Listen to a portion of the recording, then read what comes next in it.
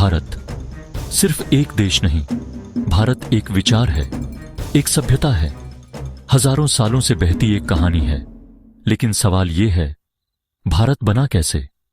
क्या भारत हमेशा से ऐसा ही था या इसे बनने में सदियां लगीं?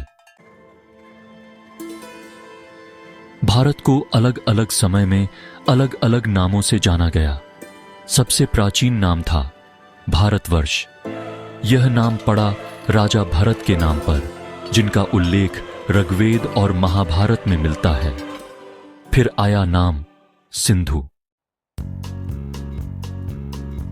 भारत का निर्माण अचानक नहीं हुआ। इसकी नींव रखी गई लगभग 5000 साल पहले, जब सिंधु नदी के किनारे एक उन्नत सभ्यता विकसित हुई। सिंधु घाटी सभ्यता, हड़प्पा, मोहनजोदड़ो, धोलावीरा, ये शहर बेहद विकसित थे। सीधी सड़कें, पक्की ईंटें, नालियों की व्यवस्था, यह दिखाता है कि भारत की सोच शुरू से ही व्यवस्थित और वैज्ञानिक थी। सिंधु नदी के किनारे फली फूली सभ्यता को यूनानियों ने कहा इंडस। यही इंडस आगे चलकर बना इंडिया। इस तरह भारत का नाम भी सभ्यताओं की देन है। सिंधु घाटी के बाद भारत में आया वैदिक काल। यहीं से भारतीय संस्कृति का असली स्वरूप उभरा। वेद, उपनिषद, यज्ञ, धर्म, कर्म, यही वो समय था जब भारत ने ज्ञान को जीवन का आधार बनाया। समय के साथ छोटे छोटे राज्य बने। इन्हें कहा गया महाजनपद। 16 महाजनपद पूरे उत्तर भारत में फैले थे। मगध, कौशल, अवंती। इसी दौर में भारत ने लोकतंत्र की झलक भी देखी। वैशाली जैसे गणराज्य दुनिया के पहले लोकतंत्रों में थे।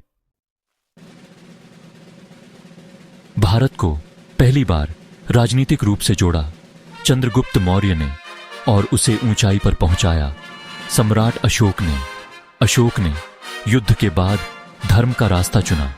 अहिंसा, करुणा, न्याय, यहीं से भारत की पहचान बनी, एक नैतिक शक्ति के रूप में।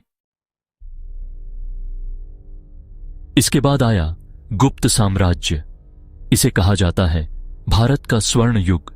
आर्यभट्ट, कालिदास, नालंदा विश्वविद्यालय, गणित, खगोल विज्ञान, साहित्य, भारत ज्ञान का केंद्र बन गया। मध्यकाल में भारत पर कई आक्रमण हुए, तुर्क, मुगल, लेकिन भारत टूटा नहीं।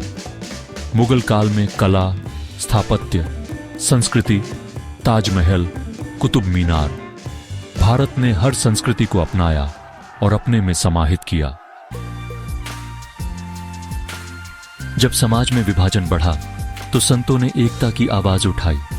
कबीर, मीरा, गुरु नानक, सूफी संतों ने प्रेम और भाईचारे का संदेश दिया। यही भारत की आत्मा है, विविधता में एकता। 17वीं शताब्दी में ईस्ट इंडिया कंपनी भारत आई, व्यापार के नाम पर। धीरे धीरे उन्होंने सत्ता हथिया ली।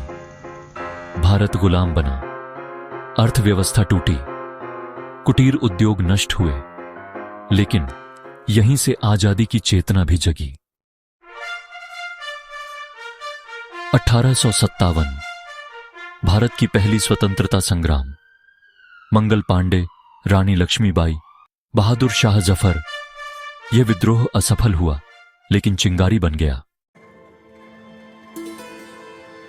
इसके बाद भारत संगठित हुआ, कांग्रेस बनी, अखबार निकले, और फिर आए महात्मा गांधी, अहिंसा, सत्याग्रह, नमक सत्याग्रह।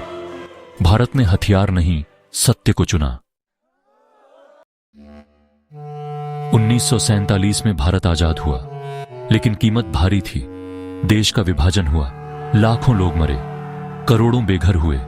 फिर भी भारत ने नफरत नहीं, संविधान चुना। 26 जनवरी 1950 भारत गणराज्य बना। डॉ. भीमराव अंबेडकर ने संविधान बनाया। समानता, न्याय, स्वतंत्रता, भारत एक लोकतांत्रिक राष्ट्र बना। भारत का निर्माण 1947 में खत्म नहीं हुआ। भारत आज भी बन रहा है। हर नागरिक, हर किसान, हर सैनिक इस देश को हर दिन नया आकार देता है। भारत सिर्फ इतिहास नहीं, भारत एक सतत यात्रा है।